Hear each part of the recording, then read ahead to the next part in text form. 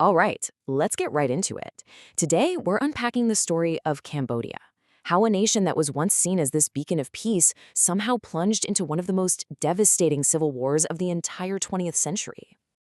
So I want you to just picture this. It's the early 1970s in Phnom Penh. The Vietnam War is absolutely raging right next door. But Cambodia, well, for many people, it was this tranquil paradise, A really charming holdout against all the chaos that was engulfing Southeast Asia. And that's really the heart of it, isn't it? How did that peaceful image just shatter so completely and, wow, so quickly? Well, the story is incredibly complex, but it really revolves around one central, larger-than-life figure. And that man is Prince Norodom Sihanouk. To even begin to understand Cambodia's fall, you first have to understand the era that he created, an era that a lot of older Cambodians, even today, look back on as a genuine golden age. For a solid 15 years, Sihanouk was in charge, and it was a time of relative peace and prosperity. Under his leadership, education was expanding, the economy was actually growing.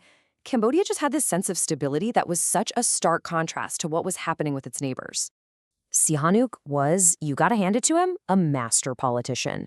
Right after winning independence from France, he does something totally unheard of. He gives up the throne so he can get directly into politics.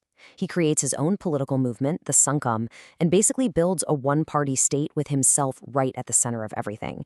He wasn't just the leader. For all intents and purposes, he was Cambodia. And this wasn't just an internal feeling. To the outside world, Sihanouk's Cambodia looked like an oasis. You had journalists who would literally take breaks from covering the brutal war in Vietnam just to come to Phnom Penh and write these glowing articles about the island of peace. But beneath that calm surface, the sea of war was creeping closer and closer. And maintaining that peace, well, it required an incredibly dangerous balancing act. Sihanouk's biggest challenge wasn't just running the country. It was navigating the really treacherous waters of the Cold War and, of course, the Vietnam War, which was raging right on his doorstep. So Sihanouk was walking this geopolitical tightrope. He was convinced, absolutely convinced, that the communists were going to win in Vietnam. So he makes this secret deal letting North Vietnamese forces use Cambodian land for supply lines. He also built up a really strong relationship with China. At the exact same time, he was deeply suspicious of the United States and its allies in the region, so much so that he cut off all diplomatic ties with the U.S. in 1964. And back home, his policies were just as complex, and ultimately, just as risky. He let his leftist opponents, including communists, operate pretty openly. He made these huge economic changes, like nationalizing all the banks. He even weakened the 1,000-year-old monarchy by naming himself chief of state. Now, each one of these decisions started to tick off the powerful conservative people in his own government, who just saw all this as reckless and incredibly dangerous. By the late 1960s, that whole delicate balancing act was starting to fail. The so-called island of peace was really showing signs that it was about to be completely overwhelmed by the storm. And get this, here's a number for you that's pretty startling. By early 1970, a homegrown communist insurgency, led by a man named Saloth Sar, who you almost certainly know by his other name, Pol Pot, already controlled nearly a fifth of Cambodia. This internal threat was growing way faster than anybody seemed to realize.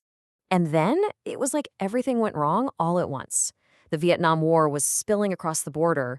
Sihanouk's nationalized economy was failing big time. In 1967, a huge peasant uprising showed just how deep the anger was in the countryside over things like land and taxes. And through it all, the conservative elite were just running out of patience with his leadership. So what did Sihanouk do as his country was literally starting to unravel? He made movies. No, really, he threw himself into filmmaking, writing, directing, and starring in his own romantic epics. It was this bizarre form of escapism, a way to project an image of control while his nation was just spiraling. It also sent a pretty clear signal to his opponents that he was losing his grip. While he was off playing a hero on screen, they were plotting against him in the real world. All of this, it all builds to this dramatic climax in March of 1970.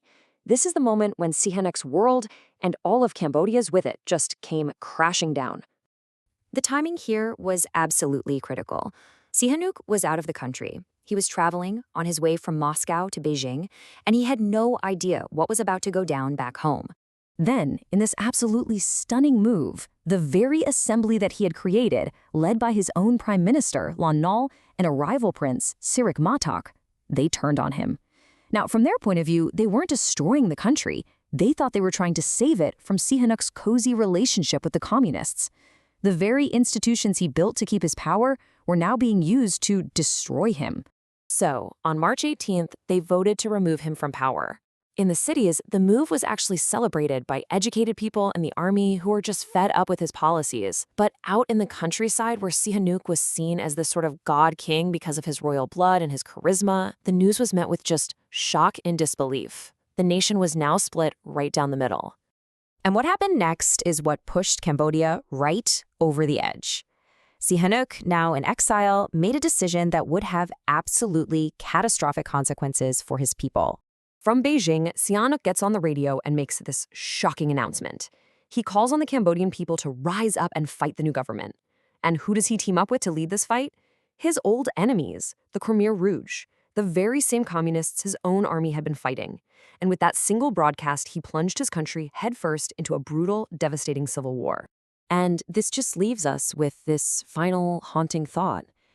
In his desperate attempt to grab back control, did Prince Sihanouk, the same man who had presided over Cambodia's golden age, end up being the unwitting architect of its darkest, most tragic hour? It's a question that really just hangs over the entire terrible history that followed.